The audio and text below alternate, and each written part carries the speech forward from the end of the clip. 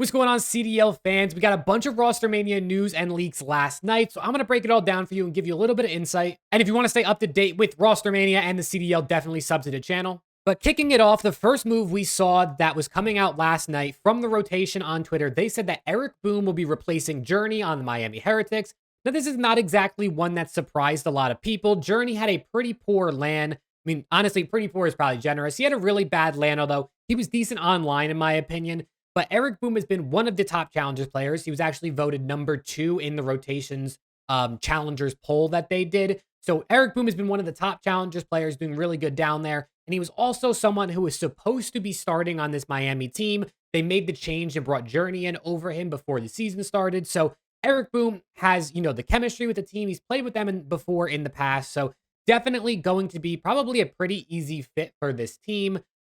Definitely was one that, like I said, a lot of people probably expected this because of how bad Journey played on LAN.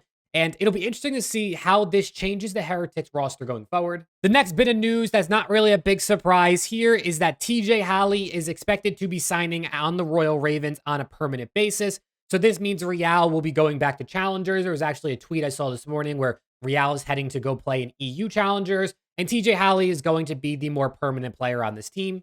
Tej looks pretty good on the Ravens so far. He looked solid on LAN. He looked solid online. Definitely the Ravens looked better once they brought in Tej and Fellow. So it makes sense that they're kind of going to continue forward with this roster, which was able to have a little bit of success on LAN. I mean, beating New York Subliners in 3-1 in your series on LAN is pretty good. Now to talk about the rumors for LA Thieves, and then we're going to get into a little bit of intel NISSIM dropped on the timeline this morning. Starting it off, LA Thieves are apparently looking to sign Kremp in replacement of JoeDeceives. Two things to say about this. For one, I mean, I'm an LA Thieves fan. If you didn't know that already, I say it in like every video. But I really like Kremp. I think he looked good in Challengers. He looked good last year, honestly, on the Boston Breach. And I think him coming into this LA Thieves team is a very solid move. The second thing is, a lot of people are saying, why is he replacing Joe and not Afro? People are saying Joe looked much better. Joe is better on LAN. At the end of the day, Afro, JoeDeceives, they both are playing really, really bad. Afro has been really good in SND. Joe has been really good in Control. They've both been horrible in Hardpoint. If you go look at the stats on Breaking Point's website, honestly, there really isn't much of a difference. I actually believe Afro is doing better than Joe in a few stats. So he's technically, by stats, a little bit better than JoeDeceives this season. But both have honestly been pretty abysmal, if we're being honest. So I wouldn't be surprised and would not mind if they replaced both subs.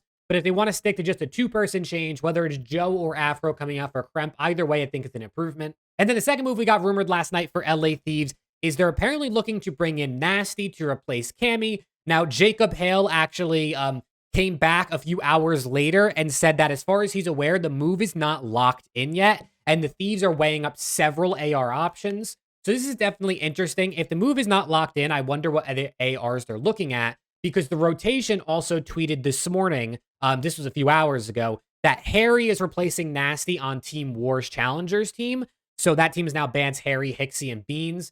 So that means that if they're replacing Nastie, Nastie's obviously signing to some team, which is more than likely going to be LA Thieves. But if it's not LAT, at the very least, it looks like Nastie will be going somewhere. And for me, I would really like to see Nastie on this Thieves team. I thought Nastie was by far and away the most consistent and best player on that London team last year. I think he 100% should have been starting on a team this season. So I'm excited to see him back in the league. I think it's very well deserved. And I think he can really bring some more consistent slaying and damage output to the Thieves team, which is something they really, really need. And last but not least, let's talk about what NISSIM put on the TL this morning at 8 a.m. He dropped low-key a little bit of a bomb on the timeline, giving us updates about Vegas, Boston, and Seattle. So he said here in his thread, and he does note that these are very fluid situations, so take this with a grain of salt, but this is what he's hearing. So per 3 league sources, Boston is apparently exploring a one-player change, with Capital likely being the one replaced. There's no offers out there, but he said there is a ton of momentum for this move.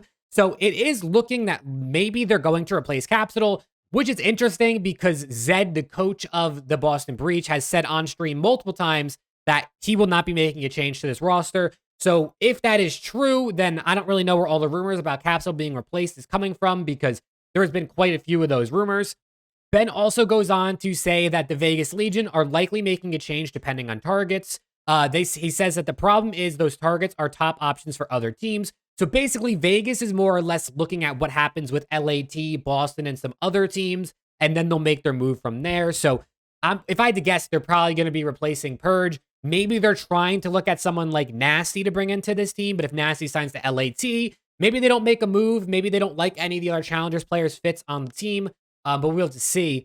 And then for the Seattle Surge, he said there is some chatter, but nothing remotely concrete. His sources think there will be more clarity on that situation in the next day or so. So I'm guessing we're going to see some news. If Seattle's making a change, I would imagine it's going to be for Arcitys, right? I don't think they swap out anyone else on that team. And like I said in my last video, if you watched that one, I think Seattle have the opportunity to pick up anybody they want, sub, flex, man AR, just because of the versatility they have with Abuza on their roster, who's currently a sub, but typically played AR last year in Challengers. Overall, though, Rostermania is starting to kick off, which is very exciting.